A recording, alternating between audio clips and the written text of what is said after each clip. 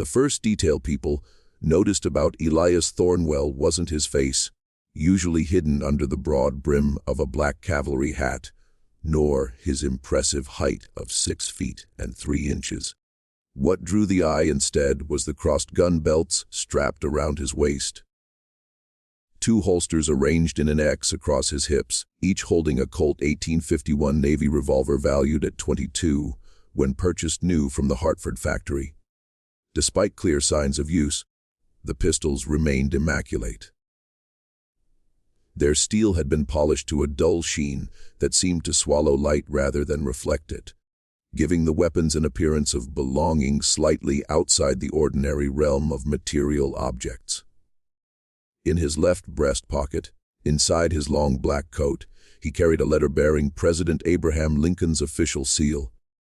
The document, dated April 18, 1865, granted the bearer authority to enforce the immediate emancipation of all enslaved persons by any means necessary, in accordance with the recently ratified 13th Amendment. Lincoln himself had signed the letter. But by the time Thornwell received it in late April, the president had already been dead for 3 days. Shot at Ford's Theater, by an actor suffering from delusions of grandeur, armed with a single-shot derringer.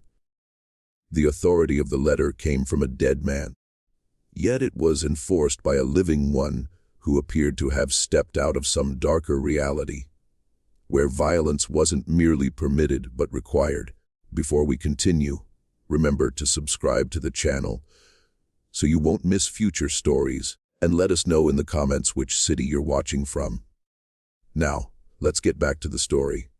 On May 4, 1865, Thornwell arrived in Wilcox County, Alabama, riding a black gelding that showed clear signs of hard travel. The horse stood 17 hands high and moved in complete silence. No whinnying, no stamping, just the steady rhythm of hooves on packed dirt. Before the war, the county seat of Camden had been home to approximately 200 souls, though that number had dropped considerably as young men left for Confederate service and never came back. In the oppressive afternoon heat, the streets lay quiet, the kind of heavy southern warmth that made even breathing feel exhausting. His first stop was the courthouse, a 2-story brick building that functioned as the center of civil authority for the county.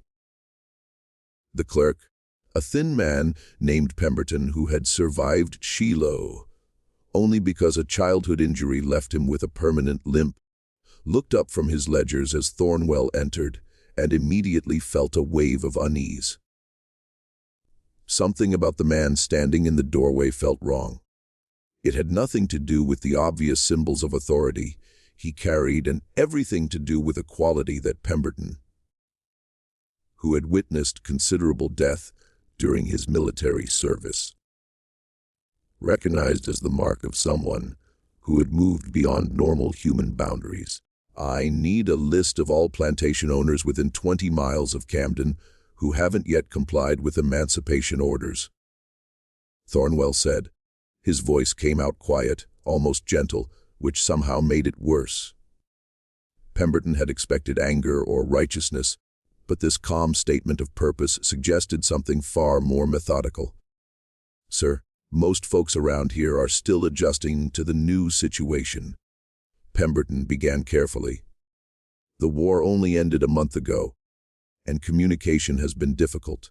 Many plantation owners haven't received official notification. I am the official notification. Thornwell placed the presidential letter on the clerk's desk. You have 2 hours to provide the list. I'll be at the hotel.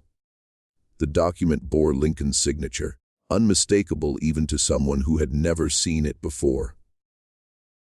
Pemberton stared at it for a long moment, but when he looked up, Thornwell had already departed, leaving behind only the faint smell of gun oil and something else, something organic and unpleasant that Pemberton couldn't quite identify. By late afternoon, Pemberton had compiled a list of 17 plantation owners who hadn't freed their enslaved workers, either through deliberate refusal or by claiming ignorance of the new legal requirements.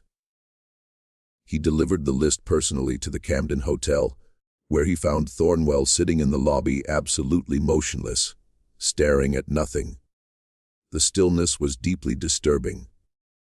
Normal people fidgeted, shifted their weight, breathed visibly. Thornwell did none of these things. He simply existed in perfect immobility until Pemberton cleared his throat, at which point Thornwell's head turned with mechanical precision. 17 names, Pemberton said, handing over the papers. I've marked the ones likely to resist. Most of them are. Well, they're not reasonable men, sir. Reasonable men don't require my services. Thornwell stood in a single fluid motion, taking the list. I'll begin with the closest. That would be the Wardlaw plantation, correct? Yes, sir. About 6 miles south. Colonel Wardlaw was a regimental commander. He came back from Virginia last month with about 50 men who never officially mustered out. He's well armed and doesn't acknowledge federal authority. He will. Thornwell walked past Pemberton toward the door, then paused. I recommend you stay indoors this evening. What I do is legal, but it's not pleasant to witness.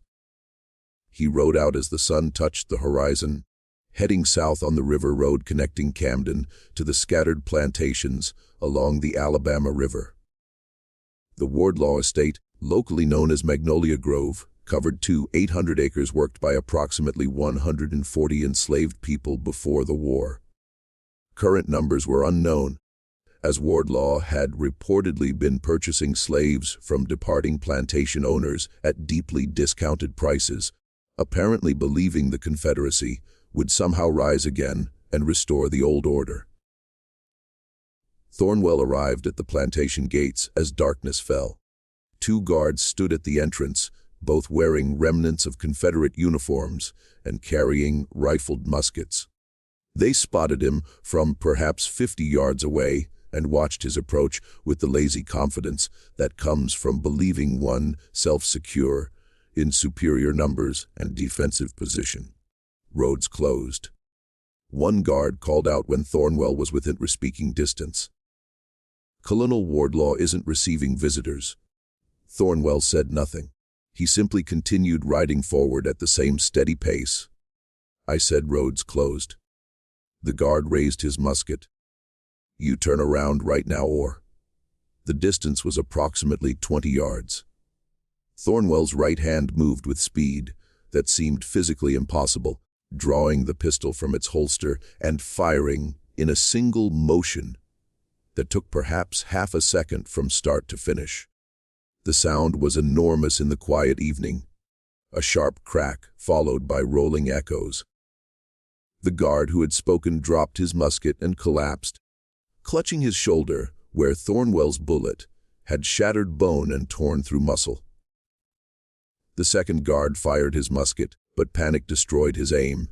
The shot went wide by 3 feet. Before he could begin reloading, a process that would take a competent soldier perhaps the 15 seconds. Thornwell had closed the distance and brought his horse alongside. He didn't dismount. He simply reached down, grabbed the guard by his collar, and threw him with such force that the man flew 6 feet before hitting the ground hard enough to drive the air from his lungs. Fetch your colonel, Thornwell said to the injured guard, who was staring at his ruined shoulder in shock. Tell him the United States government has arrived. 10 minutes later, Colonel Marcus Wardlaw stood on the front porch of his plantation house, surrounded by 8 armed men, facing Elias Thornwell, who sat perfectly still on his horse, just beyond pistol range. Wardlaw was a thick man of 53 years, with the florid complexion of someone who drank heavily and the bearing of someone accustomed to unquestioned authority within his sphere of influence. I don't know who you are or what authority you claim, Wardlaw called out. But this is private property, and you've assaulted 2 of my men. I'd be within my rights to have you shot where you stand. Thornwell reached into his coat and withdrew the presidential letter, holding it up.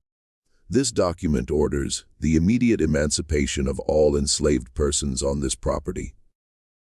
You have until dawn tomorrow to comply. Any person held in bondage after that time makes you subject to arrest and prosecution under federal law." A Wardlaw laughed, a sound without genuine mirth. "Lincoln's dead, you fool. Your piece of paper died with him, and even if it didn't, there's no federal authority in Alabama anymore. The United States government abandoned this region when it prosecuted an illegal war against sovereign states. So you can take your letter and your threats and ride back to wherever you came from, or you can die here. Your choice is simple." "Wrong." Thornwell's voice remained quiet.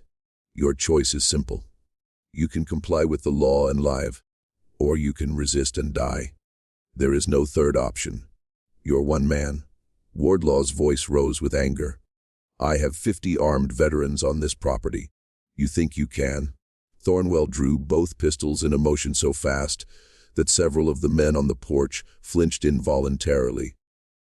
He fired 4 times, the shots coming so rapidly they almost blended into a single, extended crack of thunder. The first bullet shattered the lantern hanging beside the front door, plunging the porch into darkness. The second destroyed a decorative column, sending splinters of wood flying. The third punched through a window, creating a spiderweb of cracks in the expensive glass. The fourth removed the hat from Wardlaw's head without touching him, the hat spinning away into the darkness. In the sudden silence that followed, Thornwell spoke again. "I have 12 rounds remaining. I've killed men at 300 yards with these pistols. Every man on that porch is within 50 yards. Do you understand mathematics, Colonel? I can kill all of you before any of you can reload. Or you can comply with federal law and live. You have until dawn." He turned his horse and rode back into the darkness, leaving behind 8 men who suddenly understood they were dealing with something far outside their experience. One of them muttered something about sending for help from neighboring plantations. Wardlaw silenced him with a sharp gesture. "That man isn't human," the colonel said quietly. "I've seen men who enjoy killing, and I've seen men who kill out of duty. That's something else. That's something worse." What Wardlaw didn't know, what no one except the enslaved people in the quarters knew, was that Thornwell hadn't left. He'd simply circled around in the darkness and positioned himself within sight of the quarters, where approximately 140 people waited, uncertain of what morning would bring. They saw him there, a dark shape on horseback, completely motionless beneath the stars. They understood that he was standing watch, ensuring that no one was moved or hidden before dawn, and several of the older people began to weep quietly, not from fear, but from something else, something they'd almost forgotten was possible. Dawn came with mist rising from the river. Thornwell rode back to the main house to find Wardlaw waiting on the porch, alone this time, without his armed men. The colonel looked like he hadn't slept, which was probably accurate. "I've decided to comply," Wardlaw said, his voice carefully neutral. "My people are free to go. I'll provide documentation for any who want it. All of them. Now, I'll watch while you tell them." Thornwell's tone suggested this was not negotiable. What followed was a scene that would be described in whispered conversations for decades. Wardlaw walked to the quarters and, in a voice that shook with suppressed rage and humiliation, announced that everyone was free to leave. Some people cheered. Others stood in stunned silence. A few began gathering belongings immediately, as if afraid the offer would be rescinded. And through it all, Elias Thornwell sat on his horse, watching, saying nothing, the pistols at his waist catching the early light. By noon, roughly half of the formerly enslaved people had departed, most heading toward Camden, where they'd heard there was a Freedmen's Bureau office that could provide assistance.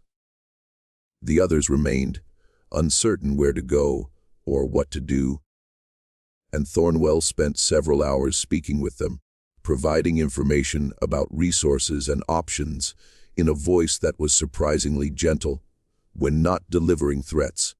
When he finally rode away from Magnolia Grove in mid-afternoon, he left behind a plantation in Chaos Fields untended, the remaining workers uncertain of their status, and Marcus Wardlaw sitting on his porch, staring at nothing, understanding that the world he'd known had ended, not with the Confederacy's surrender, but with the arrival of a man who enforced the law with such methodical violence that resistance became unthinkable. The second plantation on Pemberton's list belonged to a widow named Constance Fairchild, who ran 400 acres with the help of her 2 adult sons and approximately 70 enslaved workers. The Fairchild place was 12 miles west of Camden, accessible by a road that degraded into barely more than a trail for the last 3 miles. Thornwell arrived at sunset to find the main house dark and apparently empty. He dismounted and walked to the front door, which hung slightly open. The smell hit him immediately. Decay, recent but not fresh, perhaps 3 or 4 days old. He drew one pistol and pushed the door fully open, stepping inside with the kind of careful precision that suggested extensive experience with potentially hostile environments. Constance Fairchild lay in the parlor, still seated in her chair, dead from a single gunshot wound to the head. The pistol that had delivered the shot lay on the floor beside her. Her sons were upstairs, each in their own rooms, each dead from similar wounds. Thornwell examined the scenes with clinical detachment, noting details that told a story: the lack of struggle, the positioning suggesting they'd all been shot while sitting or lying down, the caliber of the weapon used.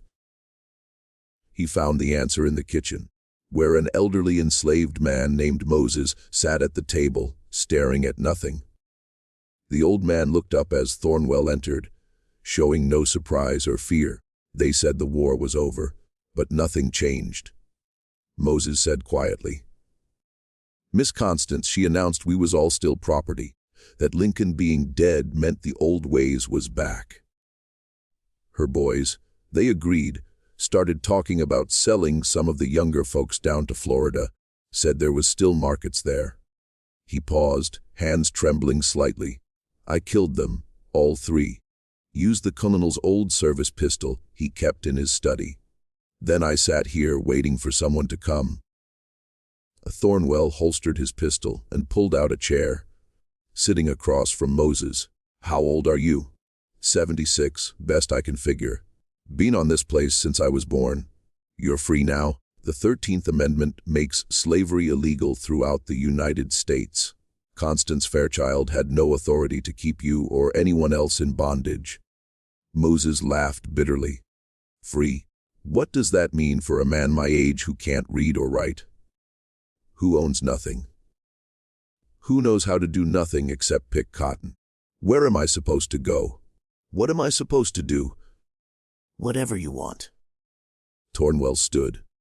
"And you won't be prosecuted for killing them. You acted in self-defense against people attempting to illegally enslave you. That's justified under federal law. You can do that. Just decide I ain't guilty. I'm authorized to enforce emancipation by any means necessary. That includes protecting people who defended themselves against illegal captivity." Thornwell walked to the door, then paused. "There are 69 other people on this property. You need to tell them they're free and help them get organized. Some will want to leave. Others will want to stay and work the land as free laborers. That's their choice now. Can you do that?" Moses stood slowly, staring at Thornwell with something approaching wonder. "Who are you?" "Someone who delivers messages." Thornwell walked out into the fading light, leaving Moses to process the reality that he had killed 3 white people and would face no consequences, that the world had changed so fundamentally that the old rules no longer applied, that freedom was real even if its meaning remained unclear. The third plantation was where Thornwell's reputation truly began to spread. The Howell estate, 3,900 acres worked by 180 enslaved people, was owned by brothers named Jonathan and Samuel Howell, who had returned from the war with their private militia intact. 23 men who had served together throughout the conflict and who had no intention of acknowledging defeat or complying with emancipation orders. Thornwell arrived at the Howell estate on May 7th to find it fortified like a military installation. Guards at every entrance, sentries walking the perimeter, and the main house surrounded by defensive positions. The brothers had clearly been warned about his approach and had prepared accordingly. He stopped at the gate where 4 armed men pointed rifles at him. "I'm here to deliver notice of emancipation under federal authority." Thornwell called out, "I need to speak with the Howell brothers." "They ain't interested in speaking with you," one guard replied. "And if you don't turn around right now, we're going to shoot your horse out from under you and drag you inside for questioning about who sent you and what your real purpose is." Thornwell nodded slowly as if considering this. Then he drew both pistols and shot all 4 guards in the span of perhaps 3 seconds. Not killed. He aimed for shoulders and legs, disabling shots that left them screaming but alive. Before anyone in the main compound could react, he dismounted, gathered the guards' rifles, and took cover behind a large oak tree near the gate. "Jonathan Howell!" he shouted toward the house. "Samuel Howell." "You have 1 hour to release every enslaved person on this property and provide them with documentation of their freedom. If you comply, I leave peacefully. If you resist, I will kill every man in this compound who raises a weapon against me, and then I will burn your house to the ground with you inside it. This is your only warning." The response came in the form of rifle fire. Perhaps a dozen shots that splintered bark and tore through leaves, but came nowhere near Thornwell, who had chosen his position with obvious expertise. He waited until the volley ended, counted to 10, then moved to a different position with such speed and silence that the shooters in the house had no target when they tried to fire again. What followed was a siege that lasted 6 hours and became legendary throughout the county. Thornwell moved constantly, never staying in one position for more than a minute, firing when he had clear targets and conserving ammunition when he didn't. He killed 3 men in the first hour, all clean headshots from distances exceeding 100 yards. He wounded 7 others, and through it all, he maintained a running commentary, calling out to the Howell brothers with information about their defensive weaknesses, pointing out which positions were exposed, which men were poorly trained, which tactical decisions were incompetent. "Samuel Howell, you have a man in the second floor window on the east side." Thornwell called out after his 5th kill. "He's standing too far forward. I can see his shadow on the wall behind him.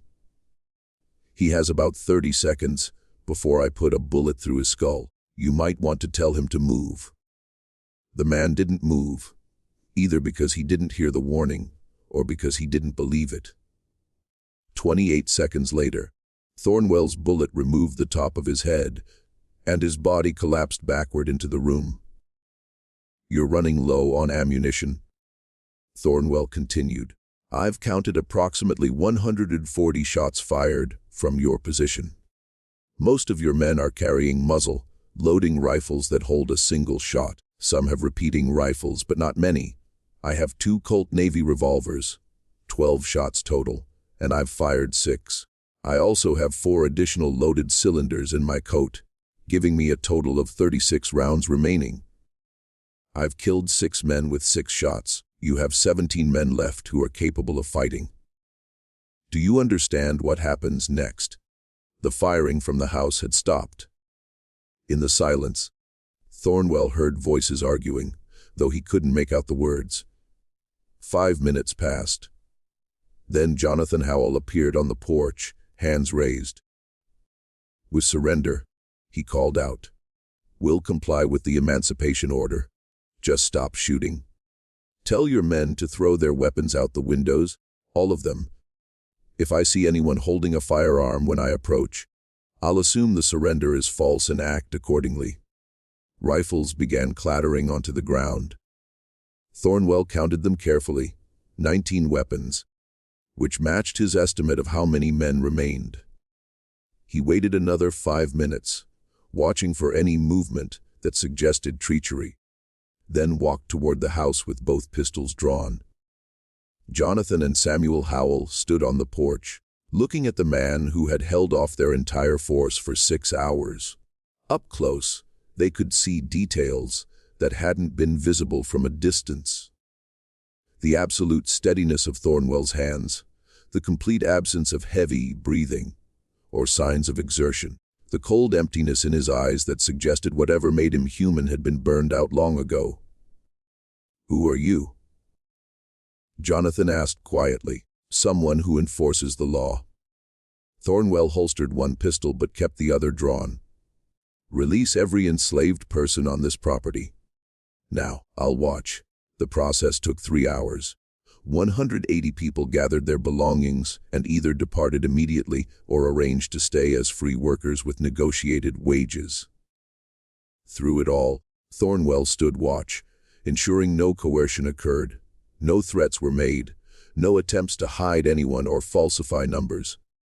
When it was finished, he walked back to his horse, mounted, and rode away without another word. Behind him, he left 6 dead men, 12 wounded, and 2 brothers who would spend the rest of their lives telling stories about the man who had single-handedly destroyed their private army. By the end of May 1865, Elias Thornwell had visited all 17 plantations on Pemberton's original list. 12 had complied peacefully after witnessing what had happened at the Wardlaw, Fairchild, and Howell estates. The remaining 5 had resisted with varying degrees of violence. Thornwell had killed 14 men total, wounded 23 others, and burned 2 plantation houses to the ground when their owners refused to emerge and release their enslaved workers.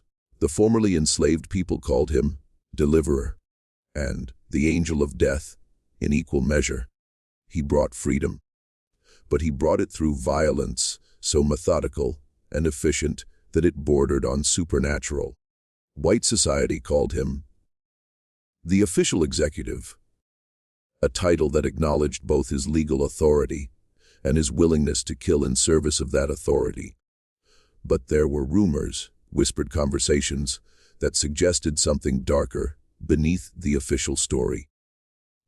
People noticed that Thornwell never ate in public, that he was never seen drinking water, that his horse never needed rest despite traveling enormous distances.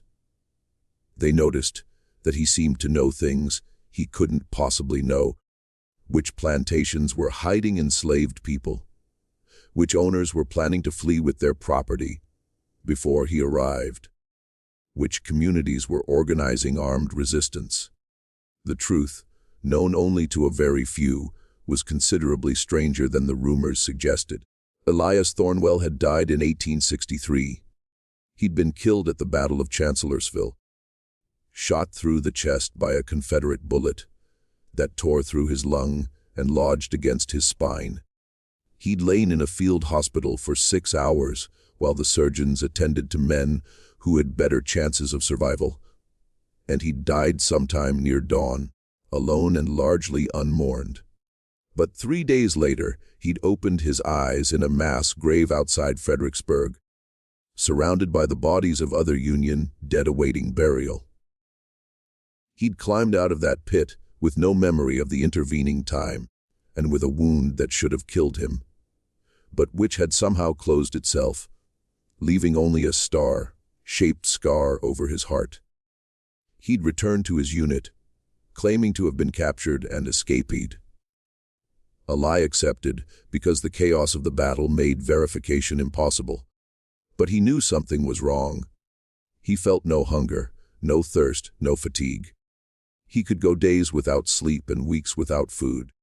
His senses had become preternaturally acute. He could hear conversations from 50 yards away, track movement in complete darkness, smell blood at distances that should have been impossible. And he felt nothing. No fear, no anger, no joy, no sorrow. The emotions that had defined his existence before Chancellorsville had simply ceased, leaving behind only a cold emptiness and a single driving purpose: to enforce the law that had freed his people. Because Elias Thornwell had been born enslaved in Virginia in 1828, he'd been freed by his owner's will in 1851 and had spent the next decade working as a blacksmith in Philadelphia, building a life and a family. When the war began, he'd enlisted in the 54th Massachusetts Infantry, one of the first official African-American units, believing that military service would help secure full citizenship and rights for his people.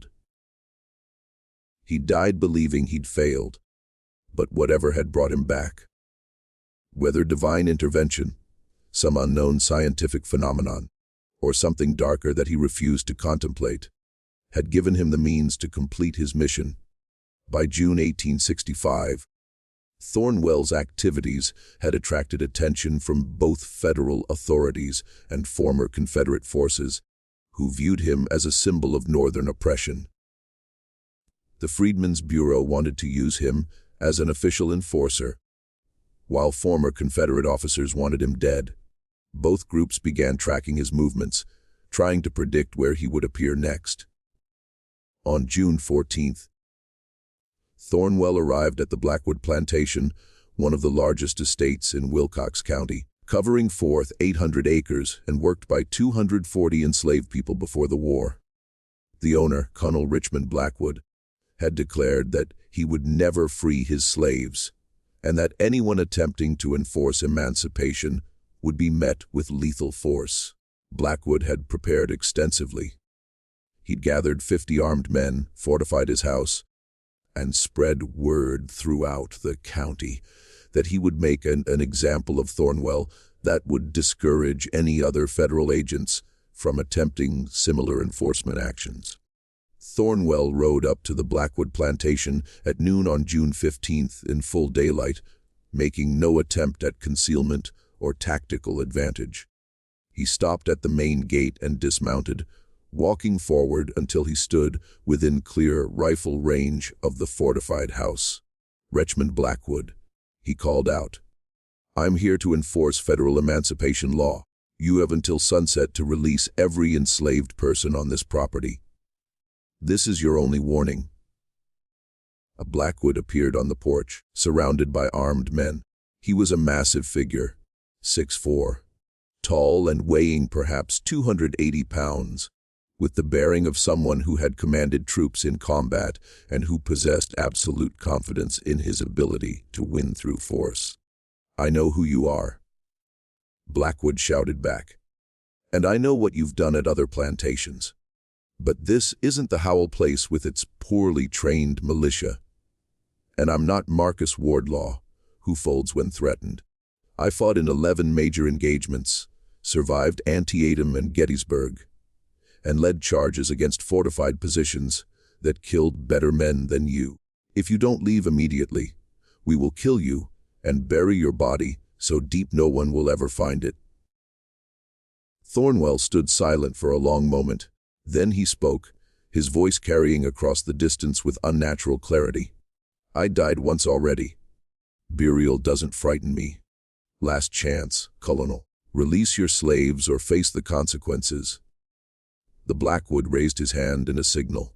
50 rifles aimed at Thornwell. The distance was perhaps 75 yards, long for pistols, but well within rifle range. Any normal person would have been dead the moment they fired. "Kill him," Blackwood ordered. The volley was enormous, 50 rifles firing nearly simultaneously in a thunderclap that seemed to shake the air.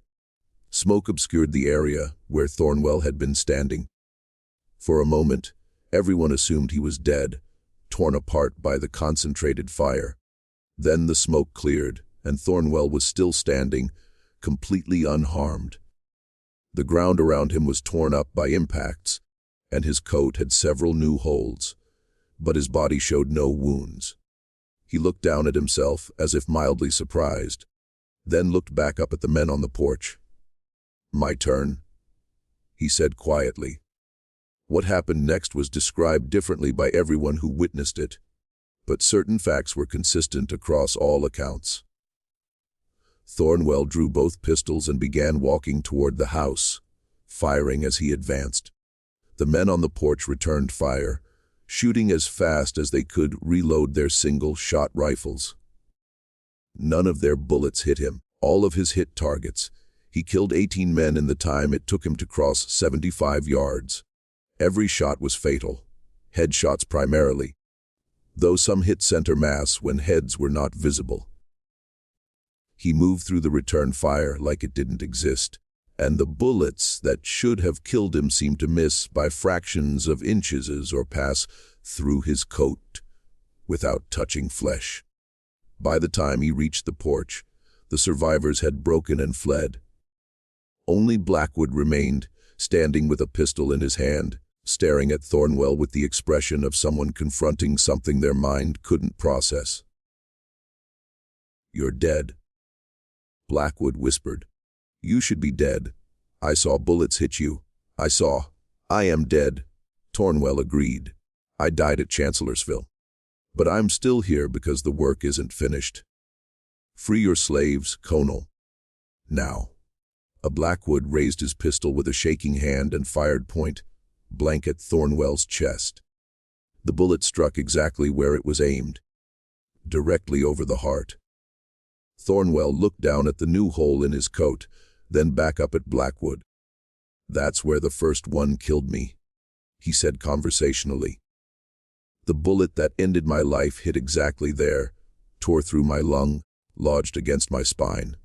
I felt it happening, felt myself dying, felt everything slipping away, and then I came back. I don't know why. I don't know what I am now, but I know what I have to do." He grabbed Blackwood by the throat and lifted him off his feet with one hand. The colonel was a massive man, but Thornwell held him as easily as someone might hold a child. No visible strain or effort in the action. "You have a choice, Colonel?" Thornwell continued, his voice remaining quiet and conversational despite the violence of his action.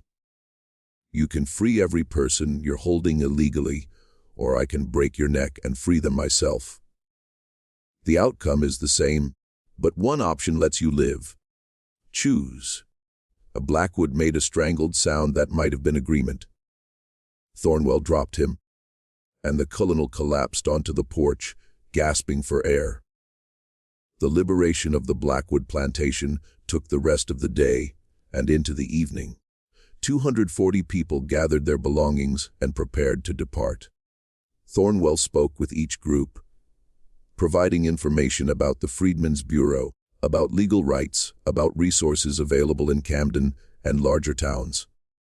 He was patient and thorough, his earlier violence seemingly forgotten or set aside in service of this gentler duty. As night fell and the last groups departed, one elderly woman approached Thornwell.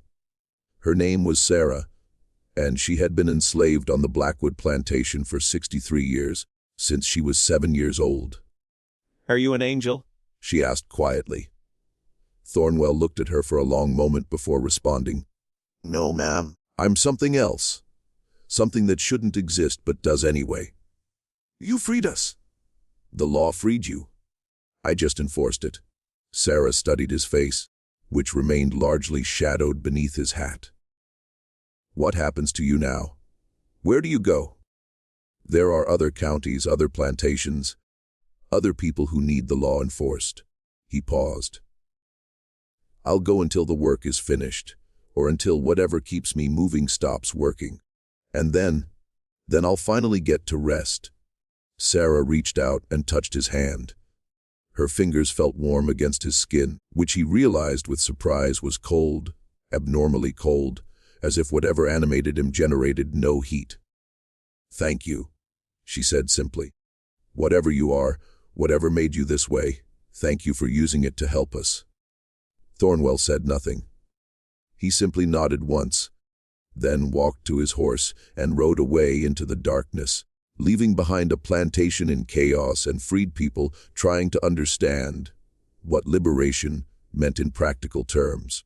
The months that followed saw Thornwell moving through Alabama, Mississippi, Georgia, and the Carolinas, enforcing emancipation at dozens of plantations.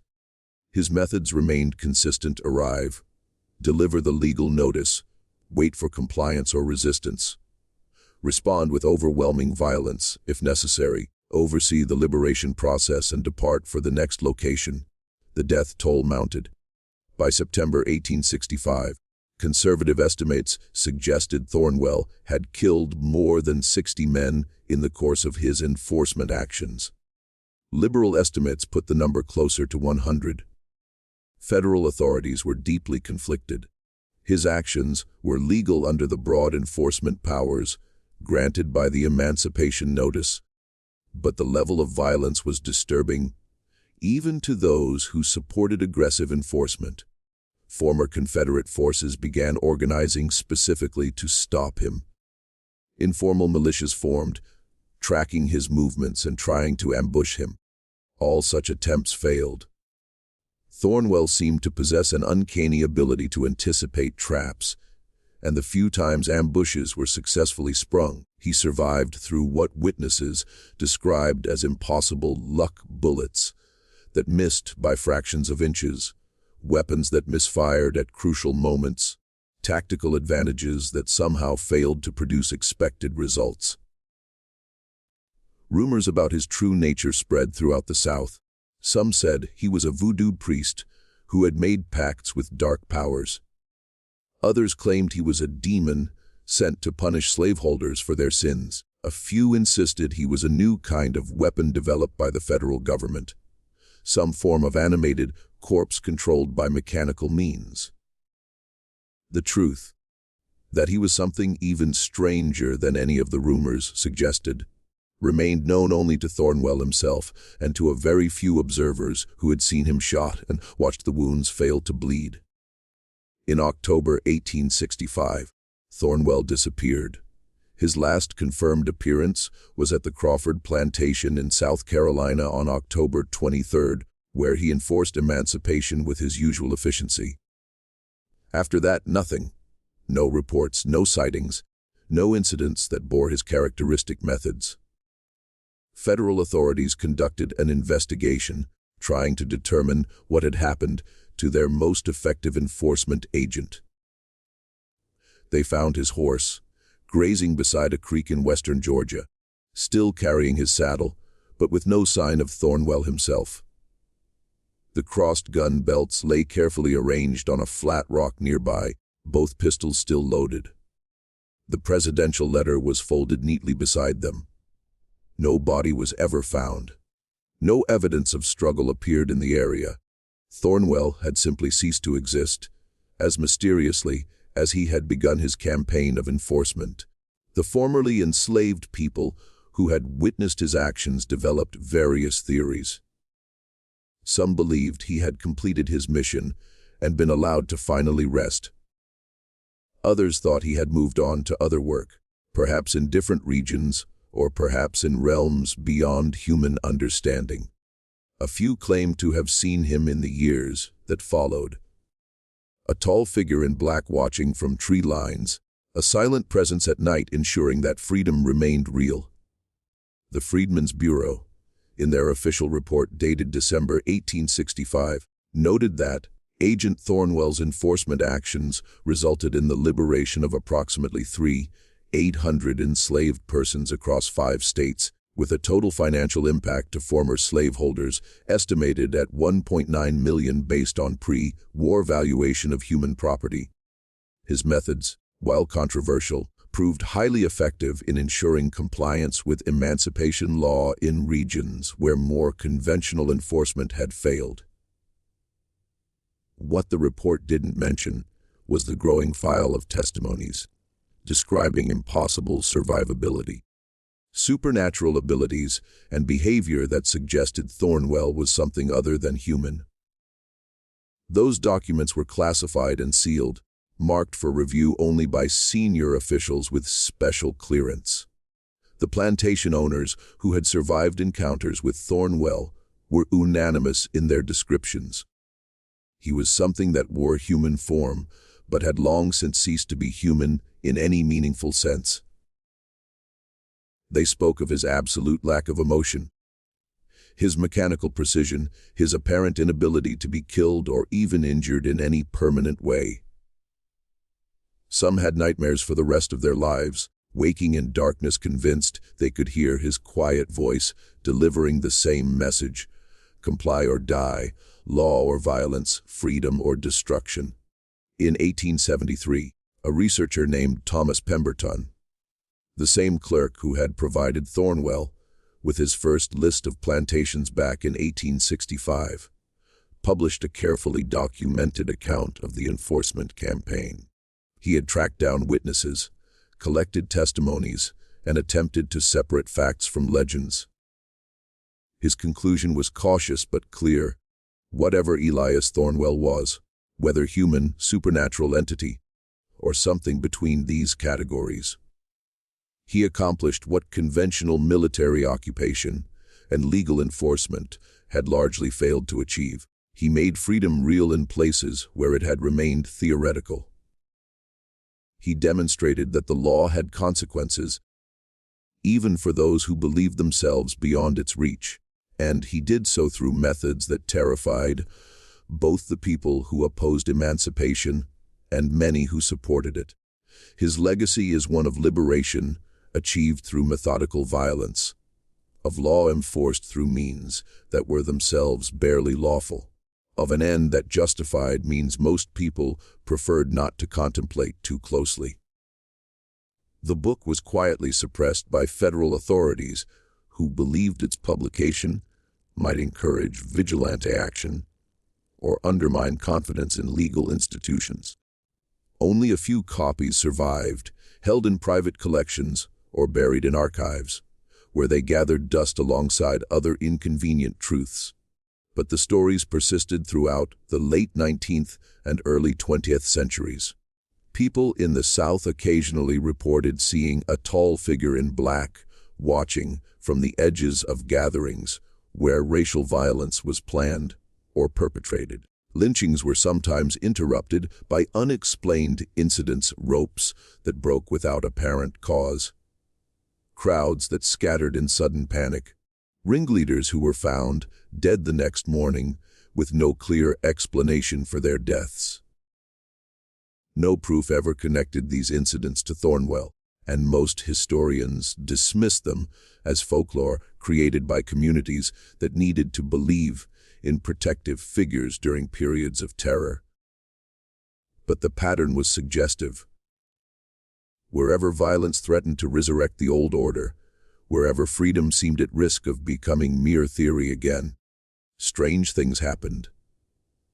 And people who had survived encounters with Thornwell swore they recognized his methods in the outcomes.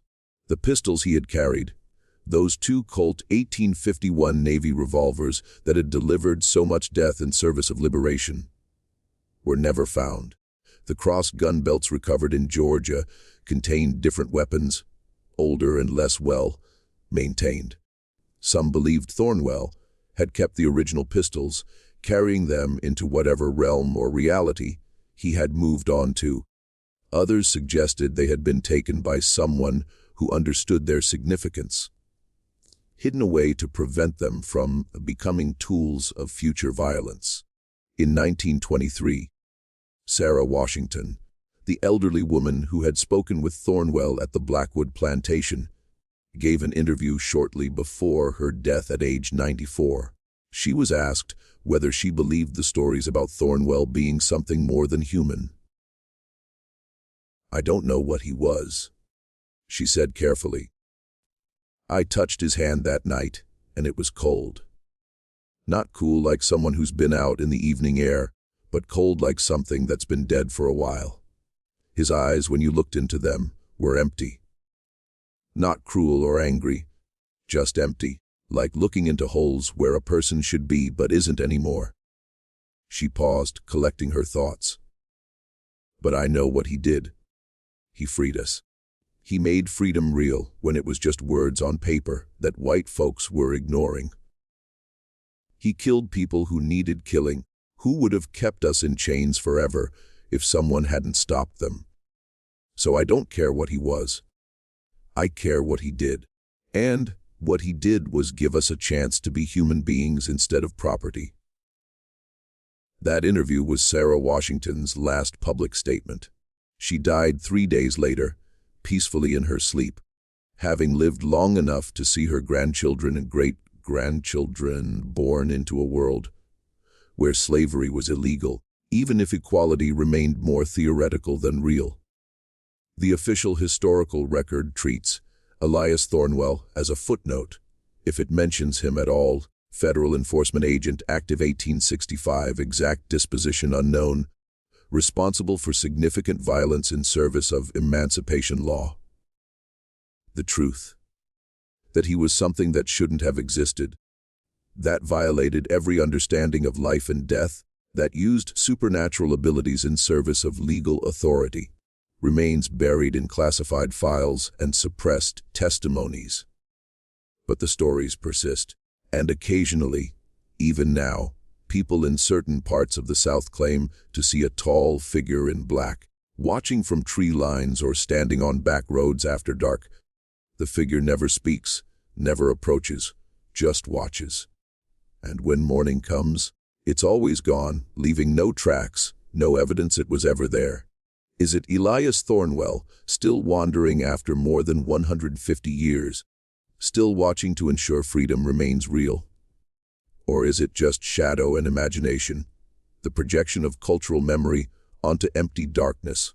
No one knows with certainty. But the crossed gun belts, those two holsters positioned in an X pattern, have become a symbol recognized in certain communities, a reminder that the law sometimes requires enforcement through means that make people uncomfortable, that freedom was purchased with blood, and that some debts are paid by those who cannot rest until justice is achieved. The presidential letter, the one signed by Lincoln 3 days before his assassination, was eventually recovered and placed in the National Archives. Researchers who have examined it note unusual properties. The paper remains pristine despite its age, showing none of the yellowing or deterioration that would be expected from a document more than 150 years old. The ink appears fresh, as if the letter were written yesterday rather than in 1865, and some people who have held the document report, feeling a strange coldness emanating from it, as if something of Thornwell's nature has soaked into the paper and remains there, waiting. In the end, Elias Thornwell remains what he was in life and death. A mystery, a possibility, a suggestion that the boundaries between justice and violence, law and vengeance, human and something else, are less clear than comfortable philosophy suggests. He enforced emancipation through methods that would have been war crimes in any other context, killed dozens or hundreds in service of liberation, and either died or departed or transformed into something even stranger than what he had already become. The files remain sealed in the archives. The testimonies gather dust. The stories continue to be told. And somewhere in the darkness, perhaps a figure still watches, still waits, still remembers what it means to serve a law that requires absolute commitment, even beyond death itself.